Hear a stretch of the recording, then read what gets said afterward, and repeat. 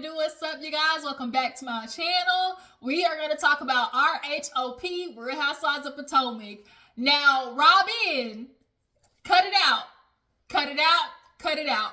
Because you signed this contract knowing that this was your season. You knew what was up. You knew you had to come because that at home, first of all, ain't got no job, ain't bringing in no income. And you the only one right now that can say yes from going back to where y'all were 5 years ago, okay? So these ladies gonna have their foot on your neck and you gonna take it because we got plenty of flashback footage of you doing the same goddamn thing to them. So now that it's your turn, like you said, you told the girls, okay, you don't care, but these tears at the end of this episode is giving otherwise. But I'm not feeling bad for you. Like Wendy said, I don't care. I don't care. And Candace, we did have a conversation. So you guys, let's go ahead and get into the episode. If you're new to my channel, I appreciate you for tuning in. Drop down in the comments, let me know, how'd you get to your girl's channel, okay? I'm always interested to see how people run across your girl Gigi's channel. And for everybody who's already part of the Juice Box crew, you already know what's up. Please hit that thumbs up button. Let's go ahead and get this video to 10 likes. It always does your girl really big favors when y'all hit that thumbs up button, okay? And yeah, okay, let's go ahead and get into this episode, you guys. So let's go ahead and start with this damn diversion tactic. We all know that this Wendy Nneka drama was created from Ashley over there, chaos and confusion, her goddamn self. Her and Giselle, I'm sure behind the scenes, came up with some bull because we all know Nneka originally was supposed to come in through Wendy, and Nneka kind of low-key said it too. She was like, in the midst of her and Wendy arguing after that whole, oh, well, you didn't know her, so why did you, honor her at your daughter's something or another? And she was like, girl, I honored her because, like, my sister knows her. That don't mean that don't got nothing to do with me knowing her. Like, this whole Lebe situation, really, it's just Lebe trying to get back at Wendy or Ivy, her sister, or whatever, for whatever they're fighting about. And she's basically giving Nneka the ammunition to fight them with, essentially. But Nneka was like, basically, she was like, Wendy's family that I got, she's salty because I got a seat at the table. Like, that's why you're beefing with her, because at the end of the day, like, you shouldn't, but she kind of low-key feels some type of way that Wendy didn't want to bring her on, probably being like a fellow Nigerian woman. So it's like, you're starting this beef with her and you really don't need to. It was supposed to be you come on and befriend Wendy, like, but that's neither here nor there. Like, but that couldn't happen because we obviously can't have any more of a division that people already see between, the Green Eye Bandit crew and their light-skinned capabilities, superpower capabilities, and everybody else across the aisle, and Karen sitting there in the middle. Because we all know this colorism conversation has existed. Because why is Giselle still here? Why is Giselle still here? And Robyn, the only reason you here is because you were the easiest storyline for this season. And you had no other choice but to sign on because that home that you got ain't bringing in no money. So you had no choice but to come on. But yeah, Nneka, she kept going at Wendy. Wendy basically called her a crackhead. Wendy was deflective. She didn't want to answer nothing. So she called her a girl. She said, you back on that stuff. Karen was like, let's not get this way. We can do better than this. So they basically agreed to go eat. And kind of have like a lighthearted, dinner or whatever. So, everybody gets dressed, they change, and they head their way to go out to eat at the restaurant. They all get there. It's nice, they in Texas, eat barbecue, all that good stuff. The conversation comes about, after they order some, pitcher margaritas, the conversation comes about of who swallowed, okay? Who got that throat game? And Robyn raised her hand. And everybody looked at Robyn like, oh. And when Karen has been reading this season, what I tell you, Karen, her skills have come so far along. But we already know Candace is a reading machine. But when Karen said, girl, you doing that swallowing, you might want to stop because you don't know what you intaking. Okay, because all around, you don't know what you swallow with that man coming back from the swamp. Like, you might want to stop all that swallowing and you don't know what your man coming back with. I was like, ooh, and okay. But Robyn basically said she does it because that's a part of the process. That's a part of her intimacy, you know, and it keeps him happy. You say it make him happy, but it ain't keeping him that happy. Mia said I stopped doing that after I got married because basically what she's saying is I landed the deal, so I ain't gotta do no more. She do eat a little ass. Ashley too. Candace said she's willing to get peed on. She don't want to eat no boot cheeks, but she's willing to get peed on. Giselle looked at Karen like, girl, you want to sit there and act prude, but girl, just a few seasons ago, you was talking about getting teabagged. So let's not. And Karen was like, I mean, when you're with your partner, you know, she likes to be all eloquent. When you're with your partner, you got to try to find new ways, you know, to spice things up in a relationship. And it's like, girl, Karen, we know you a freak leak. Okay? Point blank period. But yeah, after that conversation, was there anything in particular? Oh, NECA, I guess, is trying to give everybody a little more insight into who she is. You know, obviously her background, what she's all about. She's, you know, trying to integrate herself into the group. So this is where NECA kind of tells the story of, you know, what she wants. And she is using the fertility story. I don't want to say fertility story, but that's basically like a part of her, you know, introduction, what her storyline is to this group. And she is trying to conceive. She would love to have twins, knock it out, get it done, and be just like Wendy, head to the BBL shop right after. Candace says she would be good, a boy and a girl, and kaput. Candace, I hope that work out for you. Yeah, it is what it is. So Robyn basically invited everybody back to her room, and everybody goes back to her room. It was really short-lived. Giselle be chunking the deuces so fast on these little girls' trips. She be gone, and the minute she be gone, that's when these other girls liven up. They were like, oh, you know, the crew, you know, this is the group that usually hang out. Because at the end of the day, it usually is like Ashley, Candace, Wendy, Robyn, like they all, Mia, that's where they all showed each other the Uchi Coochie Nana last time. They was all looking at each other's monkeys, all right? Okay, the monkeys in between them legs. They were showing each other's all the clitorises and whatnot. But it got kind of weird because not weird, because after they're like joking and stuff like, what's our group calling or whatever, they're like,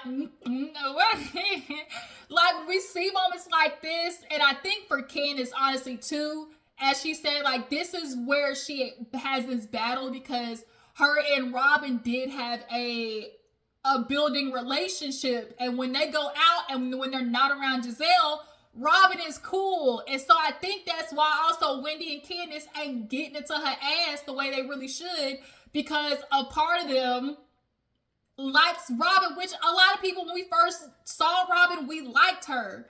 But what we don't like this season, Robyn, is you sitting here trying to play in our face. And that's why you keep getting all this hate, because you keep trying to, like, I get it, you live in DELULU in your household, but people, when they live in a certain toxic environment in their household, they expect other people to not live, they expect other people to live that way too.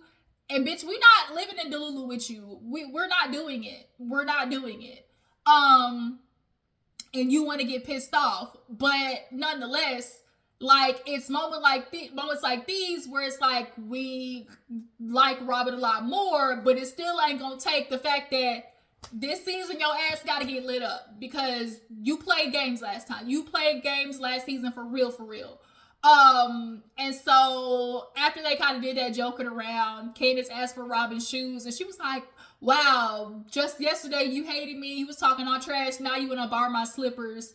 And Candace like, I'm gonna go to my room, but Robyn, you know, I'd love to talk to you tomorrow. You know, I'd really love to talk to you. And so the only person left was NECA, and they didn't really like do much. So it's the next morning, Ashley had something on the itinerary, which I actually thought was a good idea, something to do, because I have seen painting, your lady flower. I've watched YouTube channels with it and stuff like that, and seen like the videos of people painting themselves naked and things like that. So I actually thought it was like a pretty crazy, funny, and it related to them very well because, like Ashley said, we didn't all seen each other's pussies, okay?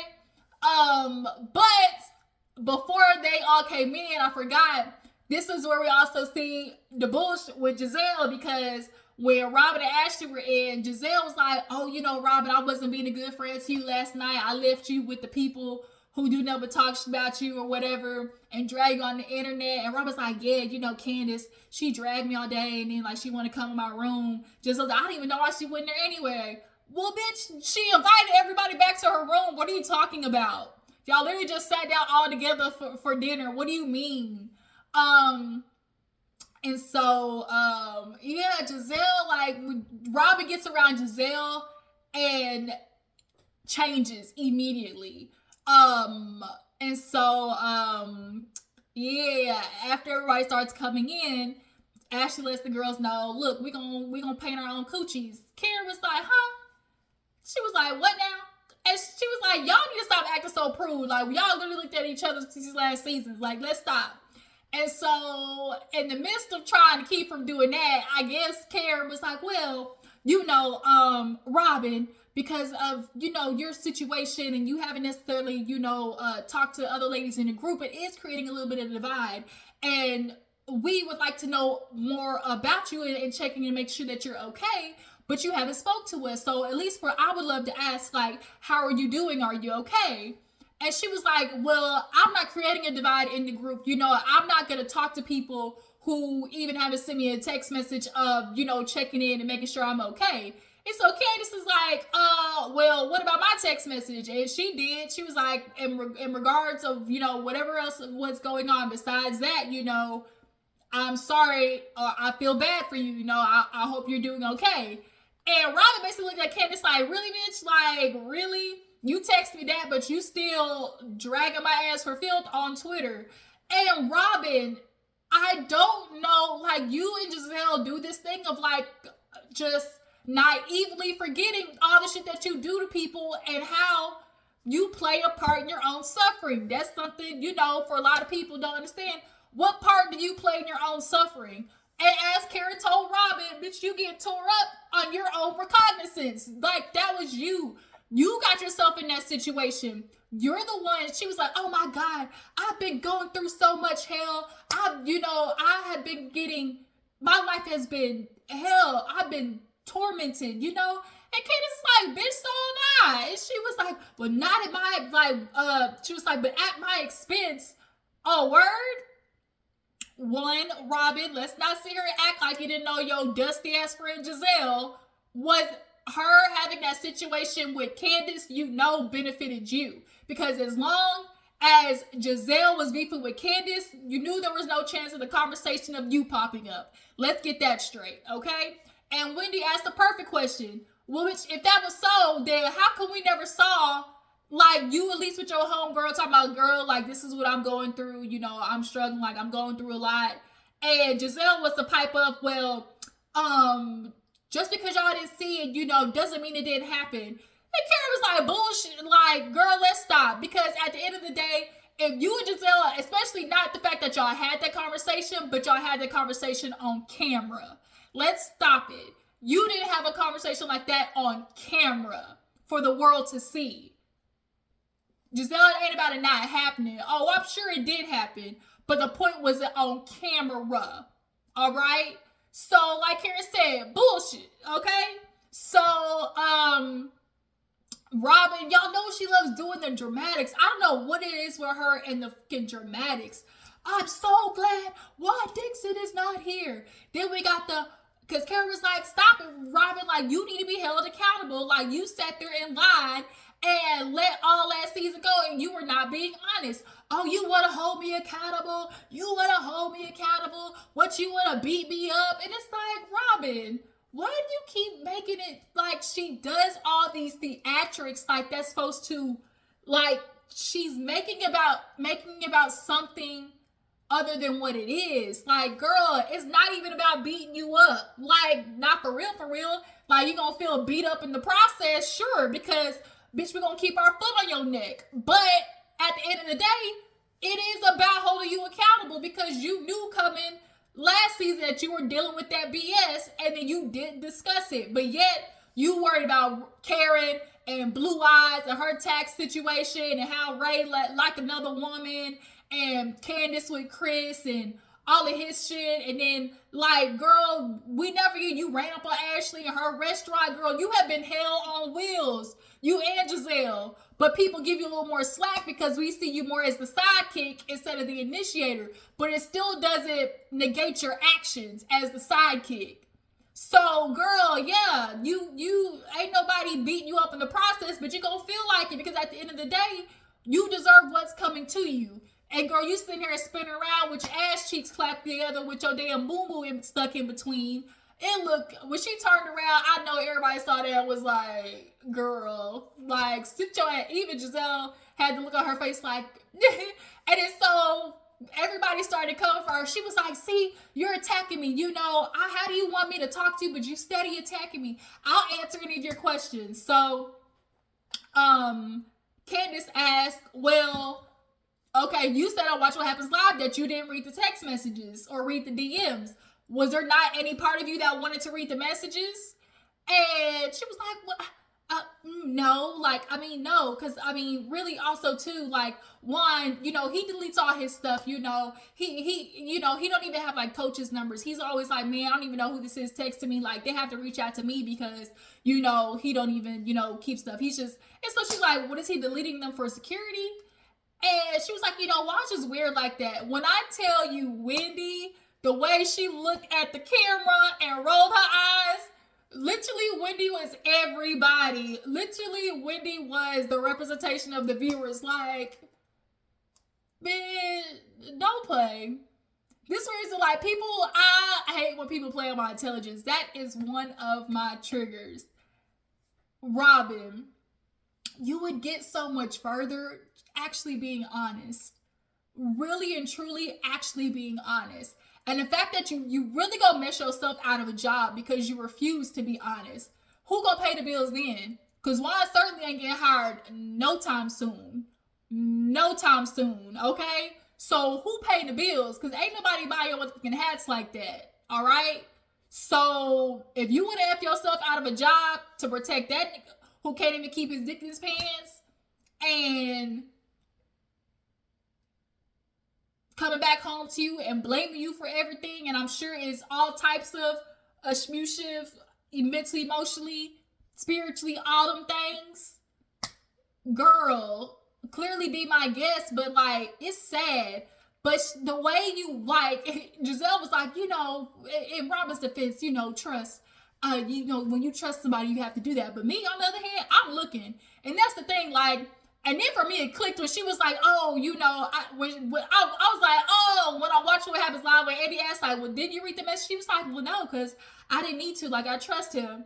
And then for her, this episode to be like, well, you know, Juan deletes all his stuff. I was like, oh, so what you really meant instead of, oh, watch What Happens Live, oh, I didn't feel the need to read them, was, AKA, Juan deleted them hoes before I got a chance to read them. That's what happened. Juan deleted them hoes before you got a chance to read it.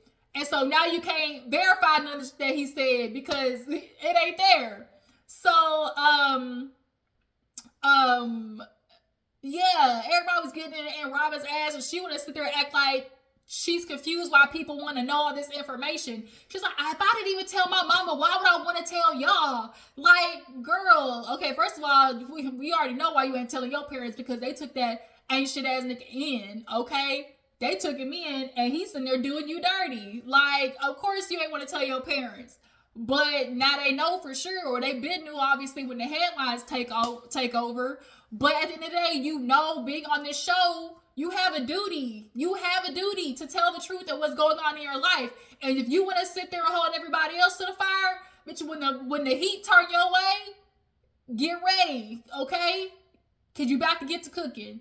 If you can't stand the heat, literally get out the kitchen. Robyn, it's time for you to get out the kitchen, bitch. For real, for real.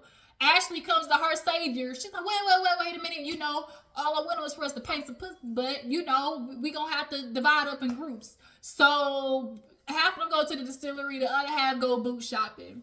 On the way to them, you know, doing the stuff, of course, they talking in the car. Candace is like, well, did you get what you want? You know, did you get what you needed from Robyn? And Karen was like, well, we're going to get all basically that Robyn's going to give us, like, or get, she's like, we basically got all that Robyn's able to give, like, because she's not going to give us any more. And she was like, well, what I did get was Robyn loved that man. And Candace like, you know, I do believe in love him. Like, it's clear they're in a very complicated situation. Wendy said, I don't care. I don't care. If that man want to cheat on her, if he want to go to Canada, Nigeria, I don't care. And I mean, that's really how we got to take it. Shit. If Robyn don't care that her nigga cheat, then why should we? Giselle and them in the car and talking to Robyn like, oh, these women, like, they are making it about them, and that's just so unfortunate. It's just like, Giselle, shut your ass up. Because we haven't even had a scene with you and Candace yet either. Why have we not had a Candace and Giselle scene yet either? Giselle has too much power on this show. So they go to the distillery. I would love doing like a tasting. They drink that 150 proof. I know that shit burn their chest hot, okay? And then the other ladies, they go cowboy shopping. Nneka tells them about her life. She wants to do a wedding. They did a American one. It was all effed up, so she want to do a Nigerian one. Robyn's like, well, I hope we didn't scare you away because, you know, you see how they were treating me. Like, that's not normal. And she was like, yeah, you know, I still don't even understand why they're attacking you because I feel like you've been so open with me. Nneka, shut up. And I know you watch the show. And you're doing the same thing that newbies always do. Y'all come in and want to kiss ass to Robyn and Giselle.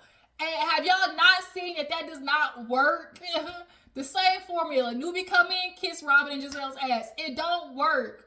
And, Giselle was like, yeah, it's just so crazy because they were making it about themselves. And, like, that's just so disgusting. Giselle, have you not had enough of getting your ass toe up? Clearly not. So Mia, she cracked a joke at Wendy because that crow flew around at the table. She was like, it ain't your mommy, is it? And I laughed. Even Candace, like, you could tell she wanted to laugh, but because Wendy's face was, like, serious, she just kept rubbing her ponytail. She's like, Candace wanted to laugh because Karen laughed too. And Wendy was like, that's not funny or whatever. She's like, okay, I was just joking. And so she's like, well, can we talk about this shrine? Because, like, your mama submitted to a shrine. Wendy cried her way out of that one. You know, my mama raised me. And I'm not doubting that it was a good story, but I also feel like Wendy was trying to kill two birds with one stone. Like, of course, she still doesn't want to admit that her mama wished rain down hellfire on Nneka just like she did Mia.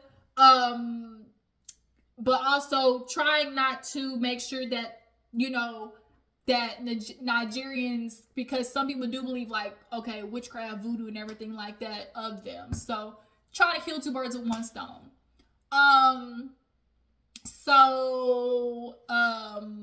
They all go out to eat or whatever they all walk in, make it to the restaurant, they sit down, and they basically get to talking about, you know, what happened on each side. Nneka fills the ladies in on her wanting to do the Nigerian way because she's married to a titled man. You know, she's like, you know, some people buy it, but you know, he's natural, and you know, I want to get married on my father's land. The whole time Wendy was just rolling her eyes, like letting it be, because her and Nneka ain't never gonna be cool. She told Candace, like, I'm not gonna be cool with her. And Candace like, I really think y'all really could, like, get in a cool space. And they could, like, they really could. But the fact that Wendy's not open to it, I kind of has me looking at Wendy a little sideways, but so be it. Yeah, I really feel like they could, because they are actually so much alike. They are really alike. But I do not know why Wendy is not open to being cool with her. There's something there. There's something there behind the scenes. I don't know why. Like, why is she not open to being cool with her? But nonetheless, you know, she's talking, and Karen was like, oh, what about this title? And she was like, kind of like a blue check. And Robyn was like, yeah, how you bought yours, Karen? Karen's like, I did not buy mine. And Wendy down there was like, girl, it shows you who bought it. And so Karen was like, that's not true. And so she goes down there to Wendy, and Wendy pointed it out, and she was like, no. She was like, I swear, I'm innocent. And Robyn and everybody's looking at her like, girl, you know you bought that shit. Mia admitted that she bought her shit because she know there ain't no point of lying, girl. They caught you in a lie about cancer, so cut it out. And so y'all know how Karen is, all dramatic and shit. Oh, Karen too, she lit Robyn's ass up when she did all that extra dramatics, like, oh, you know, come and get me type stuff. And she put that bonnet on her head. She was like, I defend my man Juan, you know. I'm gonna do it for my man. She said like a handmaid's tale. Put that shit on her head. Karen has been lighting Robyn up this season, and it has been glorious. Okay. But yeah, he's a good man, Savannah.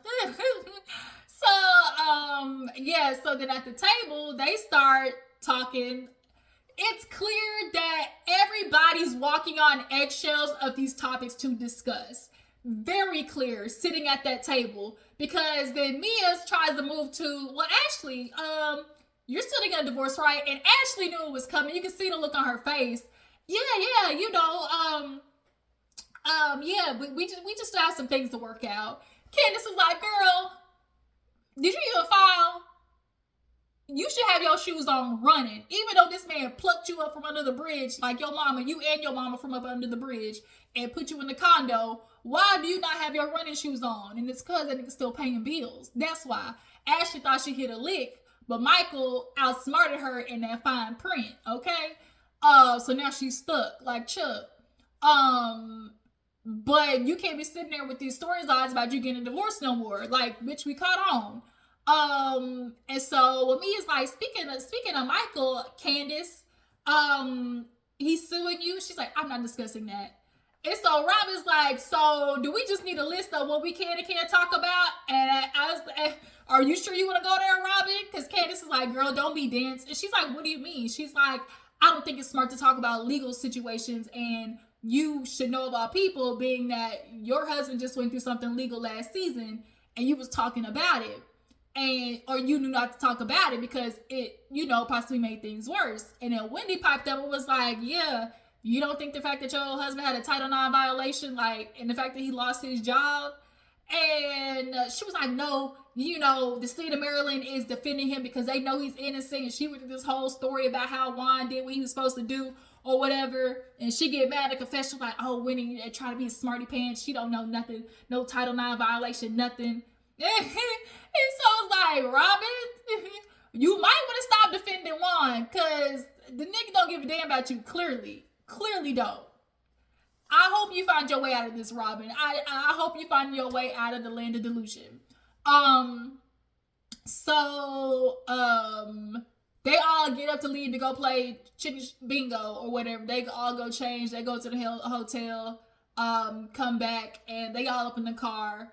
And in the car, there is Mia, Mia, Wendy, Candace, and Robyn.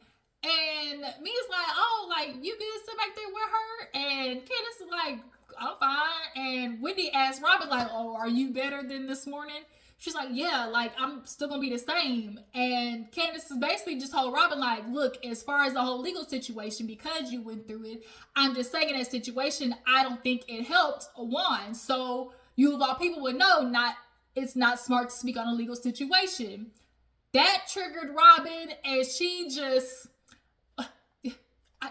this is the worst part. And when she said this is the worst part, what I think she's referring to is the worst part of it about her is she's the one having to deal with the backlash majority of the time. And she's dealing with having to protect Juan, but behind the scenes, he's doing her literally all types of fucking dirty. And she's sitting here worried about the perception, because all the time as women, we feel like, oh, I want to make sure the kids, you know, don't see their father a certain type of way, right? Women will go to the depths of, you know, hell to make sure, oh, you know, my kids need their father, you know, they don't want them to look at him in a bad light, all that type of shit, you know? But in the crux of that, Robyn, like you said, this is the worst part. You're dealing with all of the backlash, and your husband keeps saying, I don't care. So you keep trying to hop on that I don't care bandwagon as well. And the bring it on, I'm ready. If you guys want to attack me all week, that's okay. But girl, you are fragile. You are fragile, and you would get so much further. Y'all don't know what you're talking about, freaking Wendy, with Title IX violations, and you try to make it worse for me. And it's like, girl, if that information's out there, it's already out there. It already is worse for you. And then Candace would, don't cry, you know, we don't know anything because you don't tell us. Like, Candace, do you want to be the bitch friend or not? And that's where I feel like Candace struggles, because behind the scenes, and when they do have the nights out without Giselle, her and Robyn get on. But Candace, you cannot forget what this happened did to you at all. At all. And I think she wants to give Robyn a break because Giselle a lot of times is the mastermind and she's the accomplice. But the accomplice is just as guilty, bitch. Like, for real, for real. But Robyn, go ahead and save the tears. Bitch, everybody's keeping their footy on your neck. Like, you do not get, this is your season. You signed on, and it is what it is. Point blank, period. But y'all tell me what you feel about RHOP, you guys. How you guys feel about the Wendy Necker drama? What you guys feel about Robyn crying at the end, saying that we created her to be the villain? I didn't do shit to none of y'all. How you guys feel about them not having a scene yet with Giselle and Candace? What's that all about? I ain't liking that. I really ain't, because Giselle deserves to get her ass ripped into, for real, for real. Something's going on there. And yeah, you guys, I appreciate you for tuning in. Follow me on Instagram and Twitter, and I will catch y'all later.